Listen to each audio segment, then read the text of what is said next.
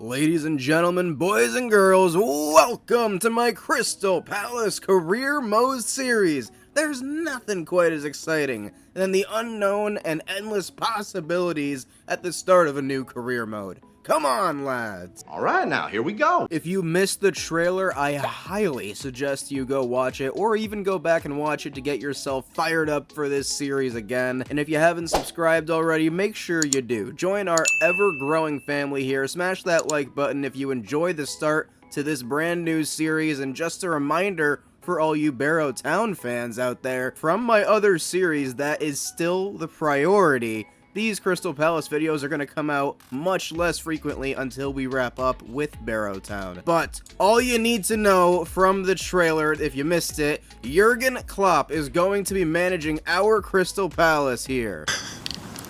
Sorry, what? That is the absolute beauty of career mode. We can create silly storylines such as that. Obviously, I'm not stupid. That's a completely ridiculous storyline that Jurgen Klopp would keep coaching at Crystal Palace after he left Liverpool. He literally said he'd never coach in England again. However, I don't really care. This is a video game, and I intend to have some fun. Lots of fun. I intend to create chaos. And one of the best human beings ever is going to captain our ship here. I think I especially wanted to do this knowing I'll maybe never get to watch him coach my Liverpool ever again, which I'm still learning how to feel about. This is a new feeling for me. I've only ever known watching Klopp manage Liverpool after my first year as a fan was with Brendan Rodgers, and I just want to say, in the most dominant era of football the English First Division may ever see by Man City, including a year where a club had over 100 bloody points, which has literally only ever been done one time by that Man City team, Jurgen Klopp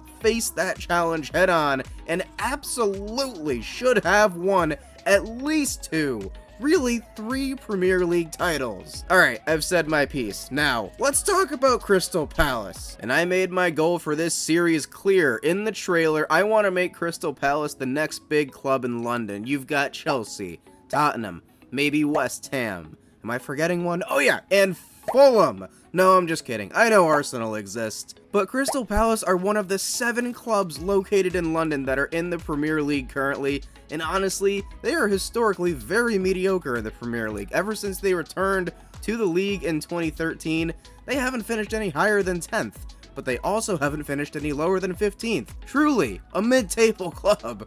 But that's about to change. Oh, and the other thing I want to mention, the stat that I want to change the most in order to really make this journey worth it with Klopp here at Palace, Crystal Palace have not won a trophy in over 33 years. And not only that, Crystal Palace have never won a major trophy, and have never qualified for Europe as far as I'm concerned, and if we do nothing else in this career mode, let's win the Eagles some damn silverware. Now, here is the way we're gonna line up with Klopp at the helm. In this career mode, we're gonna try and replicate what I think was Jurgen Klopp's best Liverpool team, the team that beat Barcelona 4-0 at Anfield and then beat Spurs in the Champions League final. This team was absolutely unstoppable with Jurgen Klopp and deserved much more, but they were also incredibly fun to watch. Pressing as a team cohesively, passing and making runs at the perfect times, quick counterattacks, skillful moments in the final third.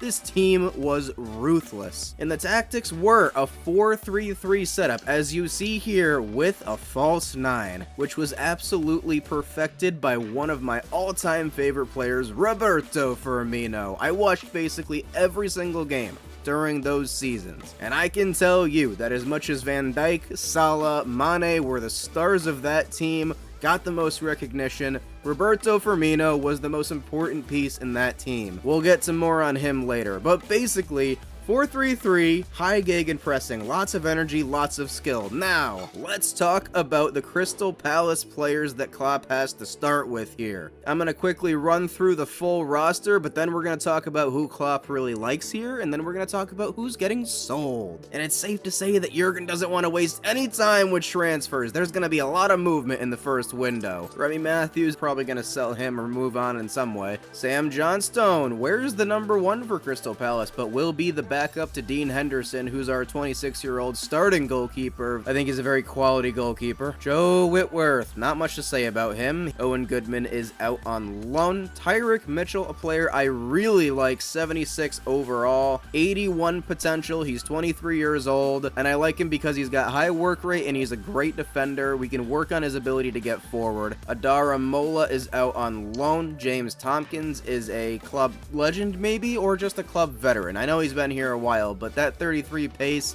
is not helping anybody out, James. I'm sorry. Joachim Anderson, one of the most underrated defenders in the Premier League. I'm saying that now. It's not just because we're doing a Crystal Palace career mode. Watch this guy play. He always puts in a good performance. He's a very good, solid defender. And he's Danish and he's 27. I like this guy a lot. Rob Holding, former Arsenal player. He's just not very good. Probably going to move on from him. Mark Gahey, I really like him. I really like that he has a real face in game now. Solid all-around center back. Definitely more athletic than Joachim Anderson, which I like a lot. He's got 84 potential. That could be very nice for us. Nathan Ferguson's been here a while. He's not very good. He's got 72 potential at this point. 22 years old. Chris Richards, my American in the squad. I do really like him beyond him just being an American. I think he's very good. They've been playing him at defensive midfielder a lot, but I think he definitely fits as a center back much better. If he has a future on the national team, he'd have to be a center back, I think. But I do think he's just a solid player all around. I've definitely seen him grow with Crystal Palace this season a good amount in real life, which is good news. Pretty sad that he doesn't have his mustache in game, but that's okay. 79 potential for Chris. Kofi Balmer out on loan. Don't really know much about him. He doesn't look very good.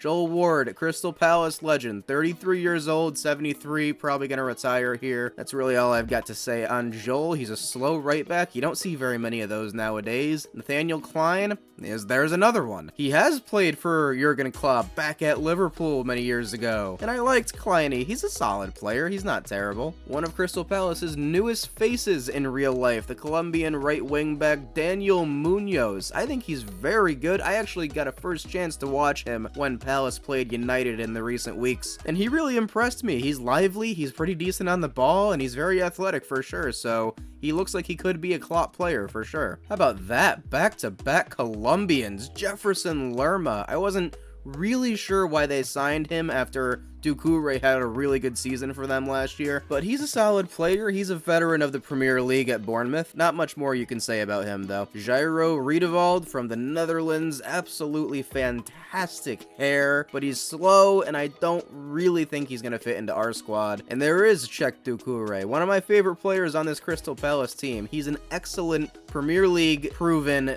defensive midfielder from Mali. He's got 84 potential. Really like what we can get from him. Yeah, and you want to talk about good potential. How about Adam Wharton? Absolute baller. Young player, 19 years old, and he's already a 74 overall. Seems like they love him in real life. We might love him in this career mode. I'm not sure, to be honest, yet. We're going to have to find out what his future holds, but he's got that 85 potential, so you never know. David Ozo, 61 overall, 18 years old. He's got 81 potential, to be honest. Kind of just let him marinate wherever he goes. Caden Rodney, 56 overall, 72 potential. Malachi Boateng out on loan. Jeffrey Schlupp, one of my favorite players at Crystal Palace. He's pacey, he's got a lot of versatility, everything I like in a midfielder. He can play some left back, might get on the right wing, who knows. Will Hughes definitely has a lot of quality in those boots. I've seen him play for sure. He's definitely got the quality with the dribbling and passing, but I don't think his pace is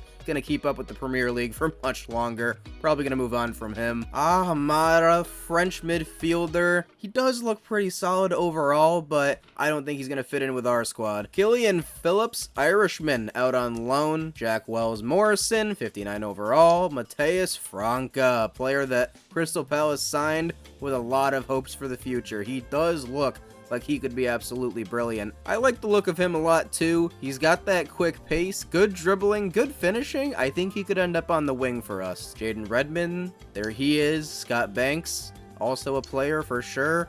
Jezarun Rock-Saki. Definitely going to be our backup right winger to Michael Olise. I like Rock-Saki. I think he's got a nice future ahead of him. Ebiowe, also kind of a right winger, left-footed attacker. I don't really know if he's going to have a future for us. Check out this man. He's going to be one of the stars of this career mode, Eberechi Eze. Player I absolutely adore in real life. He's so skillful and yet so composed. He's a good finisher and he's really fun to watch. Honestly, he's been a great replacement for Wilfried Zaha for Crystal Palace, and I've already switched his position to left wing where he is going to start for us, which dropped his overall from an 80 to a 79, but honestly, I see that as a win for us because that's just more overall points that he gets to grow by towards his 85 potential. And then there's this guy, and then there's this guy. Switched him to right wing, and his overall went up because he's just that perfect of a fit on the right wing. We're going to work on his attacking work rate,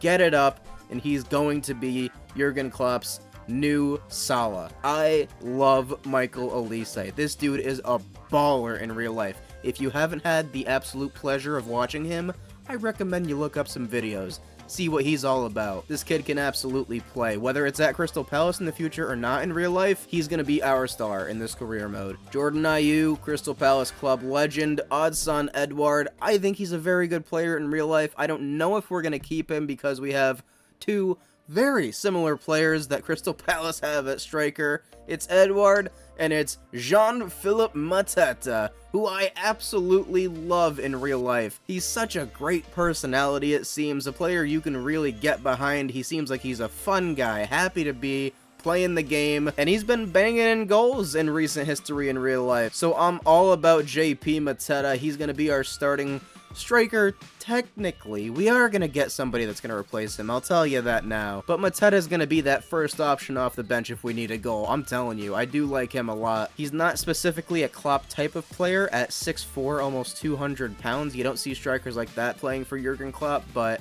I think we're going to have him fit right in. Edouard is probably the one we're going to move on from. And then there's this guy and this guy. Alright, let's talk about transfers now. So as we talk about transfers, I want to mention the team that Klopp had when he started. One of the players he implemented early on was Roberto Firmino, who played that incredibly important false nine role, but he also had some amazing pressing midfielders, and those are the things we're going to target in our window. Now, to find the next Roberto Firmino, I feel like would be, nearly impossible, to be honest. Such a unique player that could drop into the midfield and defend with the absolute best of them, but also provided, created, attacked, and had that Brazilian flair and style that I fell in love with. And this man right here, he's going to be that guy. He's going to be our false nine in this career mode series. It's Tijjani Reinders, the Dutch midfielder who signed for Milan, but Jurgen Klopp and I have targeted him as our Firmino, Crystal Palace's version of that incredibly important false nine Roberto Firmino role. I will show you why later, but I'm sure you want to go over these other signings, as do I. Jarell Quansah and Connor Bradley are going to be coming to Crystal Palace from Liverpool with Jurgen Klopp. Really exciting future signings there. Two guys with tons of potential that can take us to the next level. And then you need pressing midfielders if you're going to play for Jurgen Klopp, and we've got two of them lined up right here. Eric Sanchez, the Mexican 5'6" midfielder. I feel like I'm gonna absolutely love playing with him. You know I love short, shifty midfielders who press. He's got the stamina, the dribbling, and he's a free agent. However, I looked up his transfer value online because I don't want to just sign him as a free agent just because the Mexican League isn't in FC 24. So I want to be able to take the funds away that we would have paid for him if the Mexican League was in the game, so that it's still a fair deal and we're still doing this fairly realistically. Don't want to just sign him for free. And then absolute baller here, Lewis Ferguson, Scottish midfielder playing in Italy. Very rare do you see that, but I'm telling you, Lewis Ferguson has all of the traits, all of them, of a Klopp midfielder, and I'll show you why. Let's go make these signings, and we do have some players transfer listed as well that we're going to sell. A lot of these guys I already talked about on this list that I'm sure you know about, the big names being probably Edouard, Holding, Riedewald, and Hughes. Now, before we go through this transfer window journey together, just let it be known that we have around 65 million euros to play with in our transfer budget. And the first player who Jurgen Klopp has decided to send through those doors, put pen to paper, and agree to terms with, Tijani Reinders. The last of our front three is now complete. Olise, Reinders, and Eze is yours. Salah, Firmino, and Mane. Come on! I'm telling you, this Dutchman is going to make a huge difference for us. 34 million from AC Milan. Let's go. And he's going to be our number 19. He's got 85 potential. And he's going to start at a 79 after the position change to center forward, because he's not really a center forward to start off, but he's got all of the Firmino traits. Physicals are absolutely there. Look at that stamina rating. His attacking positioning is good. His composure is good. Very agile, which we like to see. And then you look at the technical stats. He's got the dribbling, the absolutely creative dribbling that Firmino had. He's got better long shots than Firmino did. His finishing's okay, but that's what we're going to work on the most with him. Definitely a good passer of the ball, and he's got good skill moves and good weak foot. I really truly believe he's going to fit this role well. And a sale being made here just based on the hair. I think you know who it is. Jairo Riedewald heading to Bournemouth. And I didn't want the Eric Sanchez deal to fall through knowing he's a free agent, so we went ahead and signed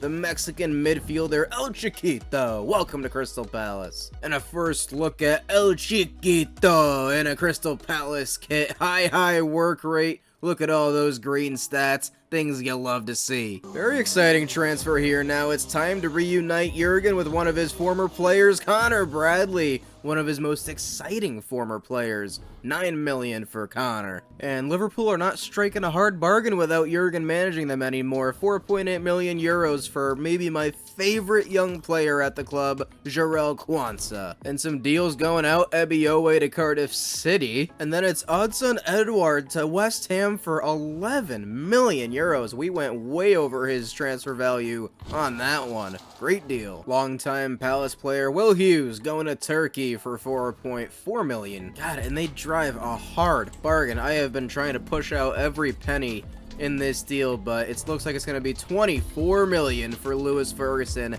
but I'm telling you, it's going to be worth it. He looks awesome. And now this team is really starting to give me vibes that they would leave it all out there for Klopp. Reinders in a crucial false 9 role. He's going to leave it all out there. The stamina and work rate is amazing. You want to talk about work rate? High. He's got good weak foot. He's got 85 aggression. Lewis Ferguson, he's got it all. So many green stats. It's what you love to see. And you want to talk about green stats? Eric Sanchez has got it. High work rate. He's aggressive as well. He's going to do it all. And now we've got Connor Bradley and Quansah in the reserves. Things are starting to feel real good here. And we haven't even played a match. And then for this career mode, in the youth academy, we are going to want to have a presence of a youth academy for sure, in my opinion. Mostly for depth, unless we find that really crazy star that grows fast. I don't really know how many years we're going to do this career mode, but I do know that we're going to want to sign some academy players. So we're going to want some English players. We're going to look for some Canadians in this first report, and then via one of my subscribers who has recommended I look in Venezuela, we're going to do so here in the first go around. But let me know where you want to send scouts in the future with Crystal Palace here. And then a pretty significant piece of news here in the life of Adam Wharton. He's going to be loaned out. I don't know if we have a place for the 19-year-old in our squad this season, and Chelsea seem like they do. 2-year loan. We'll see what we get when he comes back. But that is going to do it for this episode here with Crystal Palace. Episode 1 is in the books. It's match day against Sheffield United. That's where we're going to start off next episode, against the Blades at Bramall Lane. In the meantime, I think I'm just going to spend my time watching Tijani Reinders highlights. I just think this team is going to be very fun to play with. The style is very appealing, and everybody in this squad can absolutely grow and get better. But like I said, it's probably going to be 2 weeks before we get the second episode of this series. As we head into June and July, that's when this series is really going to start to take off, and we're really going to start to get going with it more frequently. But the priority for now is still Barrow Town, so looking forward to another episode with Barrow Town this week. And until the next time you see me, this has been Therios. You'll never walk alone.